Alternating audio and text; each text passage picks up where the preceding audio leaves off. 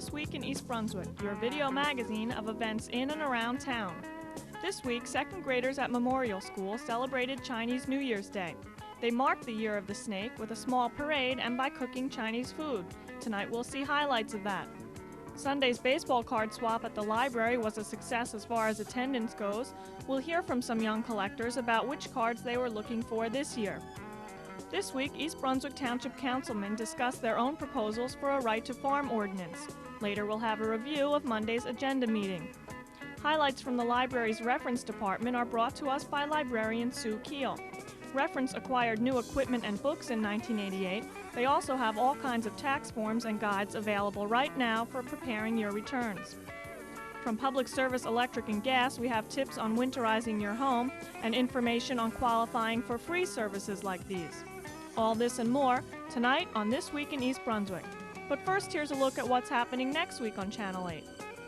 Monday at 10 a.m., watch Look Great, Feel Great with Lenore Kulick. At 10:30, we bring you stories from the library. Tuesday night at 7, Psychology in Action features a discussion on creative therapies. At 7:30, get information on planning your 1988 tax return on You and Your Money with guest Barry Rosenblatt. At 8, meet Chamber of Commerce President Martin Glass on business bylines. Wednesday at 7:30, Spotlight on Education focuses on East Brunswick's technical and career education. The February edition of 18 at 8 o'clock is a Valentine's special on teen dating. This Week in East Brunswick returns Thursday at 7 and 8. At 7:30, Let's Talk Health features the Wellness Works program at RCHP. Check the Channel 8 program guide for our high school sports coverage and recasts of the week's shows. Hi, I'm Amy Fisher, the Information Officer for the school system. Today I'm at Memorial School where the second grades are celebrating Chinese New Year. And I have with me Celeste Dager, one of the second grade teachers who helped to plan the program. Hi, Celeste. Hi, Amy. Tell us everything that's going on here today. Okay, well, each child came in this morning and they found a little red envelope with some money on their desk. This is the Chinese tradition for good luck. The children have been busy cooking and preparing and will be tasting some food. And you have been working on this project for quite a while, right? Well, we started about 3 days ago where we assigned a homework assignment to find out how different cultures celebrate New Year's. And they started talking about it, and then we started posters and planning for our parade. This fits right in with our affirmative action theme of the worlds of our past this year. Oh, yes, it does. Are the children very excited about today? I think so.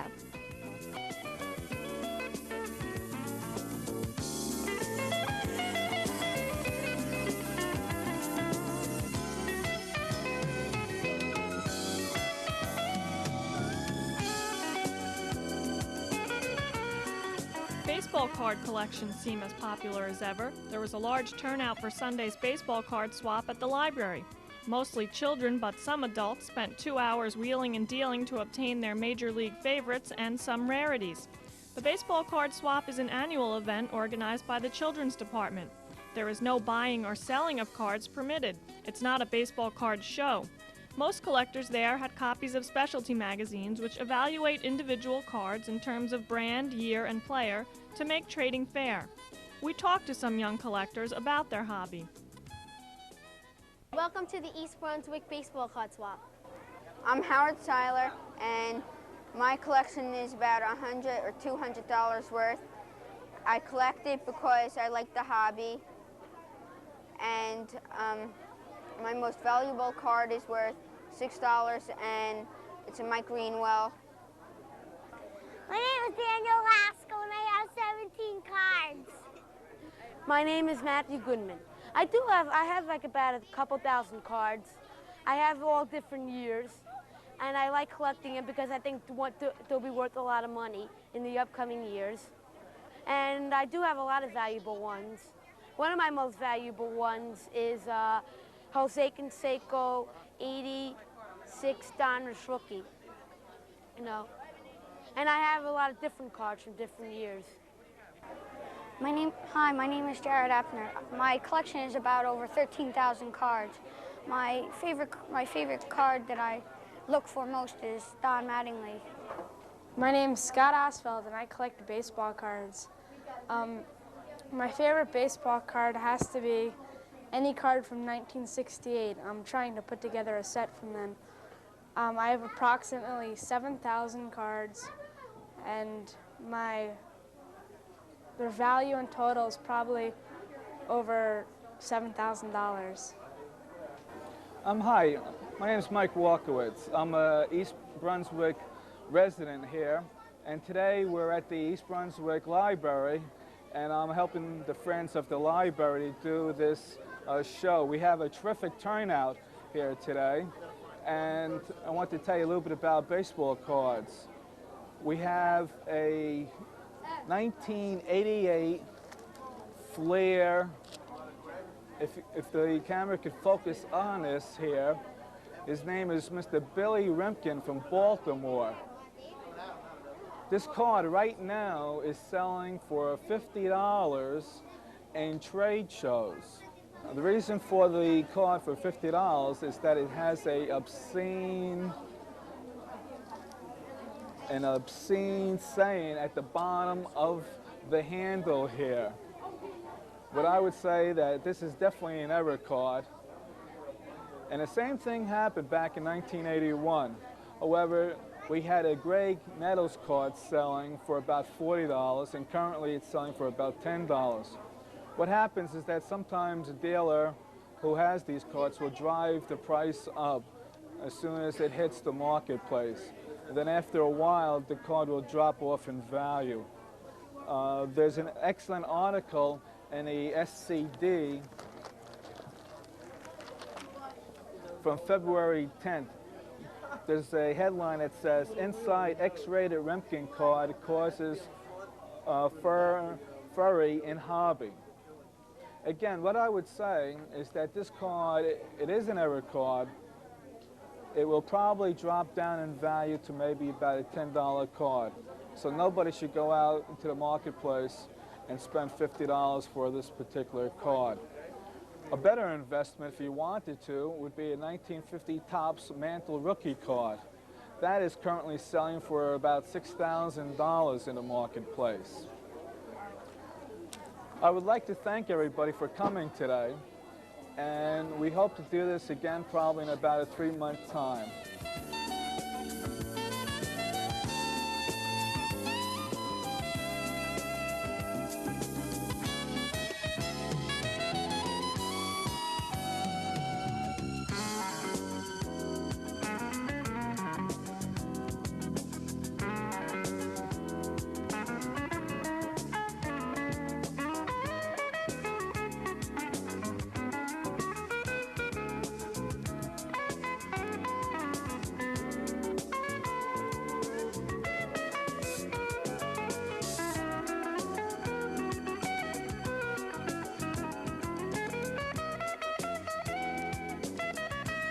Hi, I'm Susan Kheel, Head of Reference Services at the East Brunswick Public Library. Never a dull moment. What an apt description of our department. In 1988 alone, we handled over 75,000 questions asked either by telephone or in person at the reference desk. Moreover, as a regional reference center, we handled almost 2,000 additional questions requiring more in-depth research from public, academic, school, and special libraries in Middlesex and Union counties. The public kept us hopping with questions ranging from how can I contact the president of Pan Am to how many feet of film in the 3 top-grossing movies of 1987. To help answer all these questions, the department made excellent use of the more than 1,800 new or updated reference books added to the collection in 1988. We also performed 787 computer searches to retrieve information from hundreds of electronic databases across the United States. Over 240 questions, which we couldn't answer in-house, were referred to state contract libraries or other agencies, with answers often coming back on our new fax machine in the periodicals room. Also located here is the Reference Department's new computer center, where interlibrary loans for books and magazine articles not owned by the library are transmitted. In addition, we use the computers to generate indexes to songs and fake books and to articles about East Brunswick which appear in the Sentinel and Home News, as well as numerous directories of organizations and speakers. To find articles on specific topics in the 543 magazines and newspapers we subscribe to, both reference staff and the public enjoyed InfoTrack 2, our new CD-ROM indexes, which were added during 1988. By year's end, with a generous gift from the Friends of the Library, we were also enjoying the magazine collection, 240 magazine on cartridge film, which can be viewed and printed out on a convenient reader printer. In addition, the Friends purchased 2 Fuji reader printers and a new electronic typewriter for public use. With tax season once again upon us, the Reference Department is again providing the public with distribution copies of the most popular New Jersey, New York, and federal tax forms, reproducible copies of the more obscure forms and tax publications, and circulating copies of the most popular tax guides. Whatever your information needs might be, don't hesitate to stop by the reference desk or call us at 390-6767. Hope to see or hear from you soon.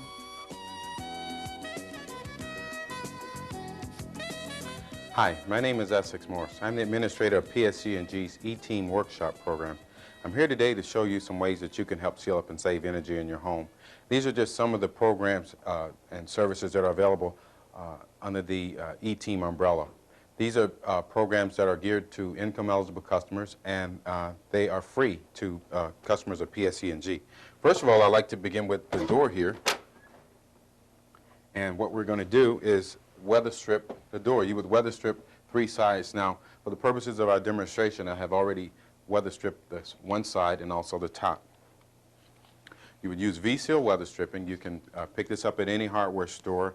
Again, it is a part of the $250 worth of free weatherization work that is being offered by PSE&G. Now, I've already cut this to the size that we need it, and it's merely a piece of plastic, has an adhesive on one side. You would cut it to the size that you need, fold it in half in the shape of a V. Remember that the V should be facing outside to trap the cold air from coming in. Okay, and it's installed like so. Okay, now we've got our 2 sides and our top sealed up. There's also the third area, the bottom. If you ever sit by the television at night and you're near the door, you can feel those cold drafts coming in. What you could use, many people use like old rags or newspapers to cover those areas, but the contractor will install a door sweep. It goes at the bottom of the door. For the purposes of demonstration, I'm using Velcro, but actually it will be installed with screws. And it's a permanent fixture and will not interfere with the opening and closing of the door. So again, these are just 2 of the measures for the door. The final thing that could be done to keep those drafts out would be, this would be something that would be done on the outside of the door, the exterior of the door. You would apply caulking. Silicone caulking has a life expectancy of 8 to 20 years. However, Public Service guarantees all the materials and workmanship in their program for 1 full year. Now that we've sealed up the door, let's make our way to the window here. And I'll show you areas that we can seal up around the window. To begin with, many of you use the window lock as a security measure, but this is also an excellent item to keep the drafts out, in that it gives the window a tighter fit. So keep that in mind when you are locking your windows. Now, also, another thing that can be done is to apply the V-Seal weather stripping. As I mentioned with the door, the V-Seal should be facing outside to trap the cold air from coming in, and you would install it at the bottom, on the sides, in the middle, and also at the top. And for purposes of demonstration, I have already installed the V-Seal. Now, that's just one measure. In addition to that, you would apply a plastic interior storm window. Again, this is another one of the items that are available to you. That's a part of the $250 with the free weatherization work offered by Public Service. They will do up to and including $250. Now, the plastic interior storm window is installed with the use of interlocking channels. And get the right one here. Okay. And these can be picked up at any hardware store as well. And the contractor will use a plastic such as this, high quality, high grade plastic. You can see through it. By the way, these channels can be painted over should you not like the color that they come in. They usually come in your basic colors. And again, it's very simple to install.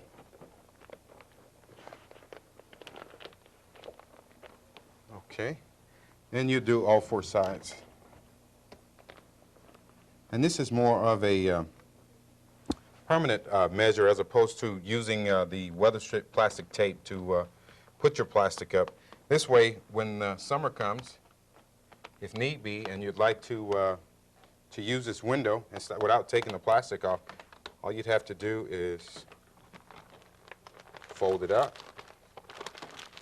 like so. Place your strips, and it won't interfere with the opening and closing of the window. And should there be an incident where there's a fire or something, it's very easy to just pull the plastic off. So that is the second item. The third thing, again, we would use the silicone caulking to. This will be installed around the perimeter. Anywhere two different materials come together, you will get there will be a space, so therefore we recommend using the caulking to seal up those areas. As I mentioned, this is just one of the programs for income-eligible customers offered by PSE&G. We also have the attic insulation program, whereby if you qualify, you can receive up to $750 worth of free attic insulation from PSE&G also. Totaling that with the $250 worth of free weatherization work, an average household can receive up to $1,000 worth of free weatherization. To find out more information about this and other programs offered by Public Service, please contact our toll-free number at 1-800-854-4444. That number again is 1-800-854-4444 for further information. Thank you very much. Hello, and welcome to Consumer Aware. I'm Adrienne Eisner, Director of the East Brunswick Consumer Affairs Office. Today we're going to be talking about selecting an income tax preparer. Although this is a subject most of us like to postpone thinking about, it is wise to get started early and avoid the last-minute rush. Who will prepare your taxes this year? Approximately 30% of all taxpayers hire someone to do their taxes for them. Whether or not you pay for assistance, you are still responsible for making sure that your taxes are prepared accurately and filed on time. The quality and price of tax preparation services can vary greatly. If you decide you need that kind of assistance, you should shop around to find the preparer best suited for you. There are several types of tax preparers. An enrolled agent is certified by the IRS after having worked 5 years as an IRS auditor or after passing a government exam. Enrolled agents are authorized to represent you before the IRS. A certified public accountant, or CPA, has passed a professional qualifying exam. CPAs are also authorized to represent you before the IRS. A public accountant may have special accounting training, but lacks certification and therefore cannot represent you before the IRS. Some attorneys prepare tax returns and can represent you. Any other individual described as a tax preparer may or may not have special training or experience. Some preparation firms require that their staffs have extensive training and experience, while others have less rigorous requirements. To find the preparer that best suits your needs, call several and ask these important questions. What is your training or experience in preparing tax returns? The more complex your tax situation, the more you may wish the advice of someone with specialized experience. How do you check for accuracy? Does someone else double-check the returns? Approximately how much will preparing my taxes cost, and how is that fee determined? Where can you be reached later on in the year if I need help with an audit? Can you represent me if IRS audits my return, and what will you charge? When you visit the preparer, expect certain things.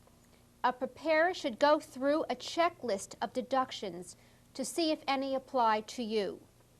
A preparer should also sign your return and enter his or her name and Social Security number or federal identification number.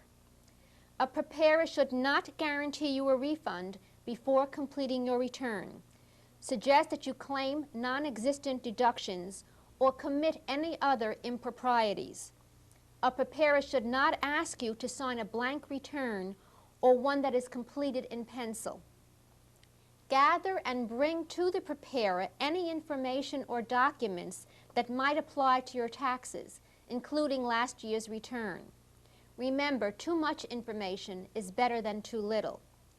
After your return is prepared, check it to make sure that all the information is correct, and always maintain a copy of the return for your own records.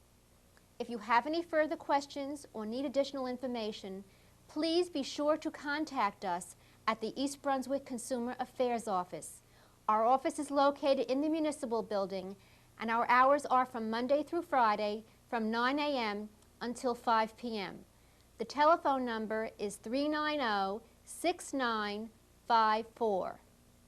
Thank you for joining me on Consumer Aware. See you again next time.